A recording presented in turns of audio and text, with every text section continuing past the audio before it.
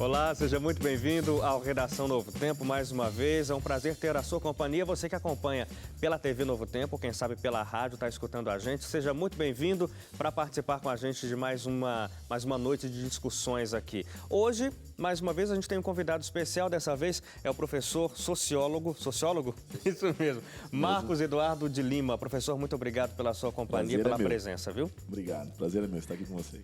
E aqui dentro do estúdio, os nossos colegas de toda semana. Ali está na ponta direita, Suzaene Lima. Tudo bem, Suzaene? Esse sorriso, é de felicidade? Tudo bem. É de felicidade por ver você aqui. Você está bem? Estou bem. Mais ou menos, um pouco rinite, mas estou bem. Então tá bom. Aqui do meu lado, André Leite, que é colega da Suzaene na apresentação do Revista Novo Tempo. Exatamente. Me sinto pequeno do lado de um sociólogo, professor, mestre. É verdade, né? Quanta bondade, egiptólogo também. Então... Tem várias titulações. É verdade, o Marcos acaba de chegar de um voluntariado no Egito. Eu e minha esposa estivemos lá por um ano e meio, foi uma experiência muito gostosa, um projeto educativo fantástico, uma experiência muito boa. Muito bem.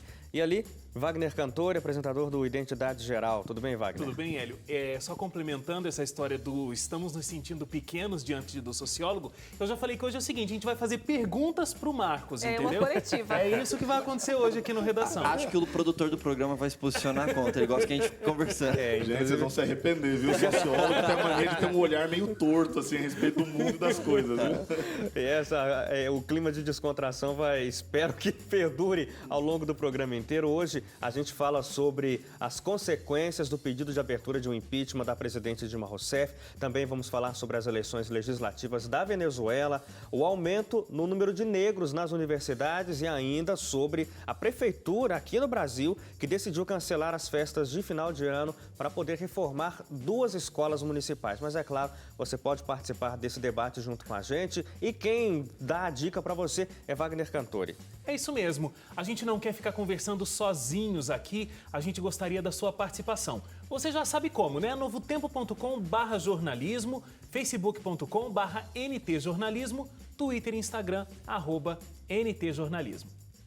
Muito bem, olha só, nos últimos dias a crise política, que já era profunda aqui no Brasil, se agravou ainda mais depois que o presidente da Câmara, Eduardo Cunha, aceitou o pedido de abertura de impeachment da presidente Dilma Rousseff. O governo é acusado de ter cometido as pedaladas fiscais no ano de 2014, já que o Planalto teria emitido decretos de gastos suplementares sem a devida autorização do Congresso. Apesar de Eduardo Cunha afirmar que essa é uma decisão unicamente técnica, o anúncio de abertura do processo de impeachment ocorreu após deputados do PT anunciarem que pretendem votar pela cassação do Eduardo Cunha no Conselho de Ética por quebra de decoro parlamentar. E para dificultar ainda mais a situação do Planalto, nesta semana, o vice-presidente Michel Temer enviou uma carta a Dilma Rousseff demonstrando a sua insatisfação com a falta de confiança da presidente para com ele e com o partido dele, o PMDB, tornando ainda mais incerto o atual cenário político brasileiro. E a situação vai realmente se tornando cada vez mais complicada para a presidente Dilma, para o governo. Na Câmara e no Senado também a situação não é tão confortável assim. Inclusive, ao longo dessa semana, aliás, ao longo das últimas semanas, a gente tem visto o Conselho de Ética da Câmara tentando votar o processo do Cunha. Ainda não conseguiu sair do nada, né? Está patinando, então a situação está complicada. Agora, o processo de abertura de impeachment para o mandato da presidente Dilma Rousseff causou, no começo, um estardalhaço, o mercado reagiu de alguma forma que parecia ser relativa à abertura do impeachment. Depois as coisas voltaram ao normal e agora a gente está aí nessa controvérsia. Vai, não vai? A sessão dessa semana... Tudo pausado, né? Por causa da decisão do STF, até próxima quarta-feira. Agora, uma coisa que me chamou a atenção negativamente, independente de qual lado a gente pode dizer possa vencer, né? Porque vai ser uma questão de vencedores ou perdedores numa situação como essa, mas me chamou negativamente demais a atenção essa semana o que aconteceu durante o processo de votação das chapas, né? Que eles estavam votando para fazer parte da comissão especial do impeachment. E também o que aconteceu na última quinta-feira, durante o processo ali de tentativa de votação e debate ali na Câmara de Comissão e Ética em relação ao Eduardo Cunha, que aconteceram agressões físicas dentro da Câmara dos Deputados, né? Então, durante a votação das chapas lá, vários deputados que estavam contra a existência da possibilidade da tal da chapa 2, a chapa paralela, quebraram urnas eletrônicas dentro ali da casa e deram murros e cabeçadas entre si. E aí, eu lembro que a gente estava acompanhando isso lá na redação, ao vivo, e aí você fica meio... Eu vou usar uma palavra que nem sei se existe, mas você ouvinte ou telespectador vai entender. Eu fiquei meio absurdado, assim, porque... Uma boa palavra, né? Boa palavra Para pra descrever situação. o Brasil hoje, né? Você fica absurdado com o que você vê. Porque até o portal G1 flagrou um deputado, se eu não me engano, era um deputado do PT da Bahia, ele quebrando 2 urnas. E aí os jornalistas questionaram ele: deputado, por que você fez isso? Por que você quebrou as 2 urnas? Obviamente, eles estavam querendo inviabilizar a votação para ganhar tempo, ou seja lá o que fosse.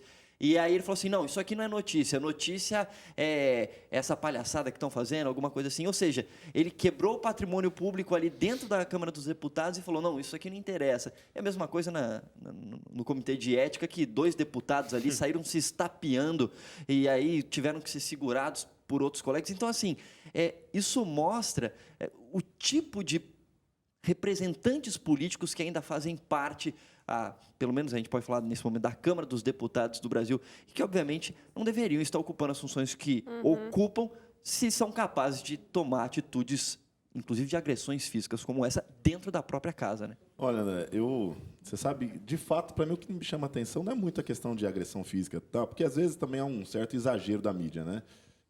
A gente ouvindo rádio e lendo tal, um lá encosta no outro tal, não deveria acontecer. O problema que eu encaro é o seguinte: é uma completa corrupção do conteúdo político, do formato político que nós estamos vivendo hoje no Brasil. Então, tanto falando a respeito de democracia como um todo, do respeito às instituições, e aí entrando para a questão do decoro, né? Às vezes o decoro também não deixa de ser uma peça de teatro, né? Então, a Vossa Excelência, então é uma peça de teatro também muito grande. A gente precisa entender que, no momento em que aquele deputado tenta quebrar lá, que é uma coisa assim, absolutamente assim, fora né? Vamos usar uma expressão, você falou absurdado, fora da casinha, né? Você ir lá quebrar e... Veja, alguém tomou uma posição muito mais sensata, foi até o Supremo e abriu ali, então, um pedido ali para que houvesse uma intervenção do Judiciário. Por quê? Porque, aparentemente, o presidente da Câmara estava fazendo um rito que não é previsto na Constituição ao fazer uma votação secreta. Então, os ânimos se afloram, isso às vezes não é bem colocado, né? Então, já havia uma acusação de uma quebra do que é correto antes, e isso vai desencadeando. Uma coisa não justifica a outra, comparar o ruim com o pior não faz o ruim ficar bom, erros não justificam outros, mas a verdade é que o problema é mais profundo. Eu concordo com o que você disse, assim, a crise já era profunda e parece que o buraco não tem fim. E também concordo com você quando você diz o seguinte: que tipo de representantes nós temos? Eu ousaria dizer, não me levem a mal, nós temos os representantes que nos representam muito bem. Quando você anda pelas ruas do Brasil, quando você precisa tomar uma fila, entrar numa fila no Brasil, você vê exatamente como o brasileiro se comporta. Então, eu ainda insisto, né? Os nossos representantes nos representam muito bem. Eles talvez não representem bem você, talvez eu não represente bem a mim, você fala, não, mas eu tenho uma ética diferente e tal, e eu sinto a sua irritação, eu sinto a sua indignação. Mas a verdade é que, como povo, nós estamos falidos, nós falimos, nós não conseguimos construir uma nação onde o processo político seja minimamente voltado para os interesses da população, aonde nós nos sintamos representados naquele ideal que a gente pensa e sonha para a democracia. Inclusive, nessa semana, no Jornal do Novo Tempo, nós sempre lançamos uma pergunta para a interação com o telespectador, e nós fizemos uma pergunta assim para o telespectador: você se sente responsável pelo que está acontecendo no cenário político brasileiro? Muita gente diz, não tenho responsabilidade nenhuma, mas nós temos responsabilidade, sim. Então, a questão é a seguinte: se a gente olhar o Brasil, a história do nosso país, eu dei aula de história do Brasil especificamente por 12 anos. E não dou mais aula da história do Brasil hoje especificamente, e eu costumo brincar que eu era uma pessoa relativamente frustrada, porque foram 12 anos procurando algo para ter orgulho e raramente eu pude encontrar. Mas teve um movimento aqui, um movimento ali e tal. Não, beleza. Mas estruturalmente falando. Então, esse desencontro entre poder e sociedade no Brasil é histórico. É um desencontro. Então você tem... Inclusive, a gente cai em armadilhas muito fáceis. Né? Uma armadilha maniqueísta que todos os políticos usam, o eu contra o resto, o nós contra todo mundo. Né? Então, eu sou do lado do bonzinho, todo mundo lá do lado é mal. Então, essa disputa pelo poder é uma coisa muito arraigada na nossa história, aonde a gente tem que viver hoje um presidente de parlamento que ele é acusado com acusações graves, questões pessoais, questões de honestidade, que chantageia um governo que aceita a chantagem, que fez parte de toda essa falcatrua também. Então, assim, ninguém renuncia. Eu queria ver um ato revolucionário e patriótico de alguém chegar e falar o seguinte, gente, eu fiz mesmo, estou errado, estava errado, estou errado, estou com vergonha, estou voltando para casa.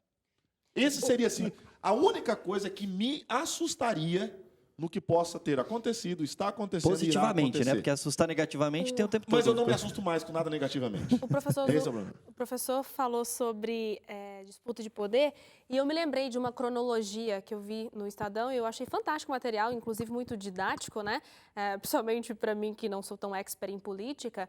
Acho que desde 2012, 2013, falando sobre as pedaladas fiscais. E aí eles fizeram a cronologia de maneira curta, assim, né?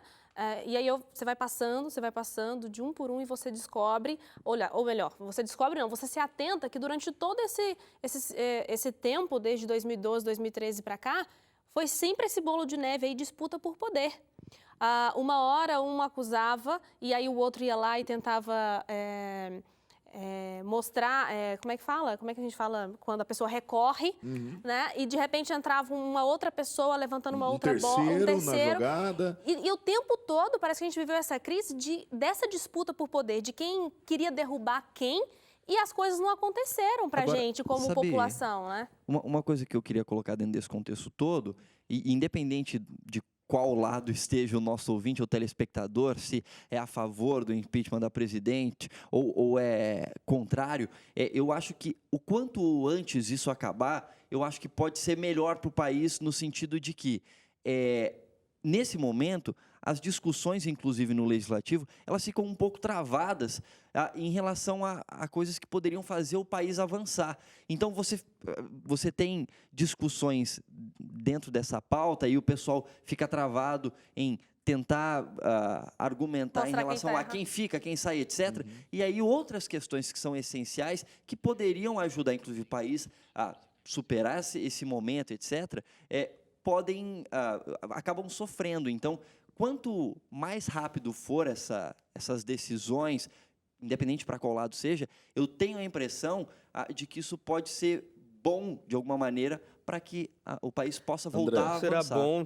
Eu acho o seguinte, você tem essa impressão, eu tenho essa impressão, e eu acho que quase todo mundo tem essa impressão. Né? O que os economistas estão aí apontando, o que os empresários estão pedindo é o seguinte, por favor, vamos andar rápido. A gente precisa lembrar que a democracia ela tem várias qualidades. Mas a democracia não tem uma qualidade, ela não é rápida. Ok? Estou dizendo pressa, pressa nunca é uma qualidade. Né? Então, tem que ter debate. Né? Então, por exemplo, a ditadura ela é sempre rápida. A ditadura tem vários defeitos, mas ela tem uma qualidade, ela é rápida, para o bem e para o mal. Né? Então, você toma decisões, tem gente que fala, olha, nós temos estradas, infraestrutura e tal, e tem gente que fala assim, agradecemos a ditadura. Eu falei, querido, eu não agradeço, não fizeram mais do que obrigação e tal, e eu não tendo que pedir opinião de ninguém, eu não tendo que ouvir movimento de ninguém, eu rasgo estrada. Resolver, né? Exatamente. Então, eu faço, não tenho que dar satisfação para ninguém. Aí, meu amigo, por favor, né? Mas isso não é governar. Desculpe, isso não é governar. Então, assim, eu acredito naquilo que você disse. O Brasil vai perder, está perdendo, vai continuar perdendo muito pelos impasses. Eu não vejo no Congresso Nacional nenhum interesse de que essas coisas sejam consideradas com lógica. Essa semana, o que nós vimos?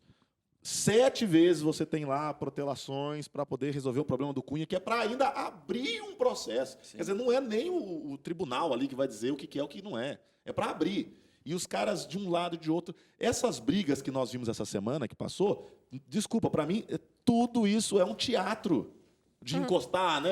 O cara, ele teve assim, ele não teve coragem de falar, ele me bateu, ele me tocou, olha, que lindo, né?